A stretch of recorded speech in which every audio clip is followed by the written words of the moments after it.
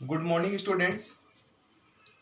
आज की क्लास शुरू करने से पहले हम लोग जितने भी आप बच्चे हैं वो सब अपनी अपनी अटेंडेंस यहाँ पर देंगे।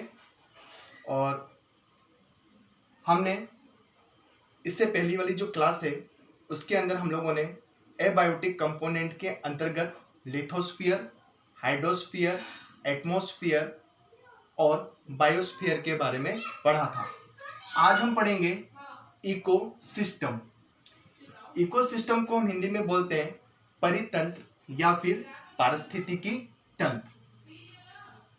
Ecosystem, it is a system formed by the interaction of all living organisms with each other। अर्थात हम ये बोल सकते हैं कि परितंत्र या पारिस्थितिकी तंत्र एक ऐसी प्राकृतिक इकाई है जिसके अंतर्गत सभी जीवधारी जानवर व पेड़ पौधे, सभी अणुजीव सम्मिलित हैं।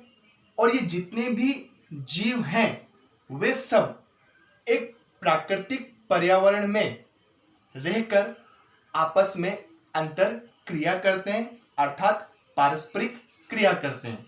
और साथ ही साथ जितने भी जीवधारी हैं वो एक दूसरे पर क्या होते हैं, निर्भर रहते हैं। और जो ये इकोसिस्टम है ये किसी भी वातावरण में हो सकता है, अर्थात ये एक पर्वत पे भी हो सकता है, नदियों में भी हो सकता है, किसी मरुस्थल में भी हो सकता है, अर्थात ये किसी भी वातावरण में पारिस्थितिकी तंत्र हो सकता है। नेक्स्ट टॉपिक है हमारा फूड चेन। देखो, फूड चेन के अंतर्गत मैंने यहाँ पे लिखा हुआ है eagle, snake, frog, grass hopper और ग्रास। इसका मतलब क्या है कि जो ये खाद्य श्रृंखला है फूड चेन, जिसको हम हिंदी में क्या बोलते हैं, खाद्य श्रृंखला।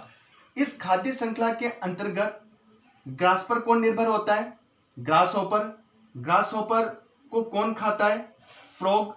और फ्रॉग को कौन खाता है, स्नेक।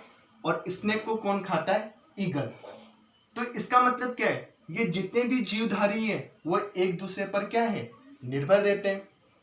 और इनकी जो खाद्य श्रृंखला है, अर्थात इनकी जो ये ऊर्जा है वो क्या करती है, एक जीव से दूसरे जीव पर स्थानांतरित होती है।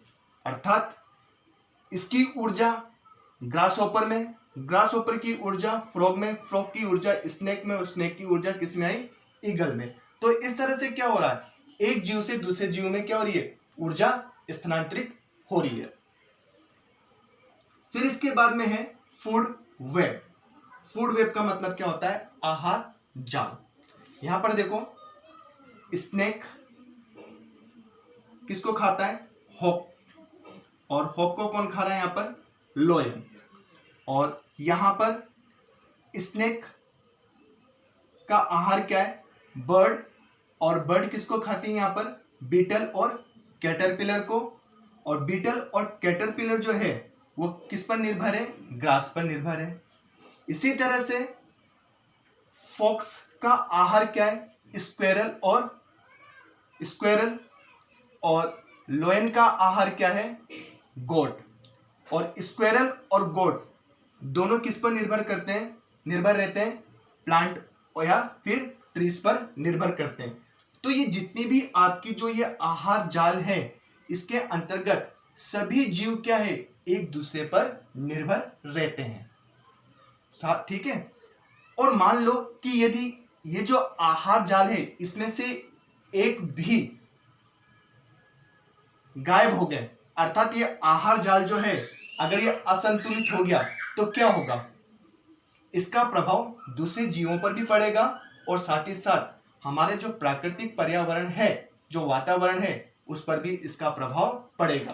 कैसे, जैसे मान लो कि यहां से पूरे के पूरे हमारे पृथ्वी से बर्ड्स अर्थात पक्षी पूरे लुप्त हो गए, तो क्या होगा कि इसकी और इसकी जो संख्या है वो क्या हो जाएगी, बढ़ जाएगी। जब इनकी और इनकी संख्या बढ़ जाएगी तो हमारे जो ग्रासलैंड है वो पूरी तरह से क्या हो जाएगा, समाप्त हो जाएगा। ठीक है। इसी तरह से मान लो कि मांसाहारी जीव में लोयन और टाइगर, ये दोनों के दोनों क्या हो गए, पूरी तरह से समाप्त हो गए, पृथ्वी पर लुप्त हो गए। तो क्या होगा, ये जितने भी आपके प्लांट और ट्रीज पर निर्भर रहने वाले जो जीव जंतु है, जैसे गोट अर्थात बकरी भेड़, जितने भी जीव जंतु हैं जो ट्रीज और प्लांट पर निर्भर रहते हैं, उनकी संख्या क्या हो जाएगी, बढ़ती चली जाएगी। इनकी संख्या क्या हो जाएगी, बढ़ती चली जाएगी। क्यों, क्योंकि लायन और टाइगर तो है ही नहीं, पृथ्वी पर समाप्त हो गए, तो अब इनको खाएगा कौन, तो इनकी संख्या क्या हो जाएगी, दिन प्रतिदिन बढ़ती चली जाएगी। जब इनकी संख्या बढ़ जाएगी तो क्या होगा, ये पूरी तरह से किस पर निर्भर है, ट्रीज और प्लांट पे। तो इस तरह से क्या होगा, हमारे धीरे धीरे धरातल से ये ट्री और प्लांट्स क्या हो जाएंगे, समाप्त हो जाएंगे। और इसका सीधा प्रभाव किस पे पड़ेगा, हमारे प्राकृतिक पर्यावरण पर इसका प्रभाव पड़ेगा। इसलिए कहते हैं कि हमारा जो ये फूड वेब है वो क्या होना चाहिए, बैलेंस्ड होना चाहिए। अगर ये इनबैलेंस्ड हो गया तो क्या होगा, इसका सीधा प्रभाव हमारे प्राकृतिक पर्यावरण पर पड़ेगा। फिर इसके बाद में नेक्स्ट टॉपिक आता है हमारा ह्यूमन इन्वायरमेंट, अर्थात मानव पर्यावरण। मानव जो है वो प्राकृतिक पर्यावरण में निवास करता है और प्रकृति द्वारा प्रदत्त चीजों का उपयोग करके अपना जीवन यापन करता है। अर्थात मानव प्रकृति में रहकर ही जीवन यापन करता है और अपनी आवश्यकताओं की पूर्ति के लिए वो इस पर्यावरण में क्या करता है, परिवर्तन करता है। अर्थात उसे जिस चीज की आवश्यकता है उसके लिए वो क्या करेगा, इस एनवायरनमेंट के अंदर परिवर्तन करेगा।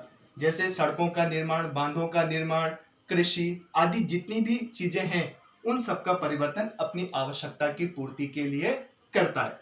साथ ही साथ में ह्यूमन और एनवायरनमेंट दोनों का आपस में गहरा संबंध है। मानव जो है वो पर्यावरण पर निर्भर रहता है और उसी के साथ समन्वय करते हुए अपना जीवन यापन करता है। तो इस तरह से स्टूडेंट्स आज हमारा जो ये फर्स्ट चैप्टर है कंपोनेंट्स ऑफ एनवायरनमेंट यहीं पे समाप्त होता है और इसके बाद हम कल से इसकी जितनी भी एक्सरसाइज है, question answers, filling the blanks, वो सब हम करेंगे। जब तक आप लोगों को क्या करना है इसके अंदर कि आप लोग जितने भी ये इकोसिस्टम है, फूड चेन है और फूड वेब है, आपकी बुक के अंदर जो भी लिखा हुआ है आप इसकी रीडिंग करेंगे और इसको पढ़ के देखेंगे, ठीक है। और किसी को भी कोई भी प्रॉब्लम हो तो आप लोग इसको व्हाट्सएप पर भेज सकते हैं कि हमें ये चीज समझ में नहीं आया, हम उसको समझाने की कोशिश करेंगे। Okay students, bye.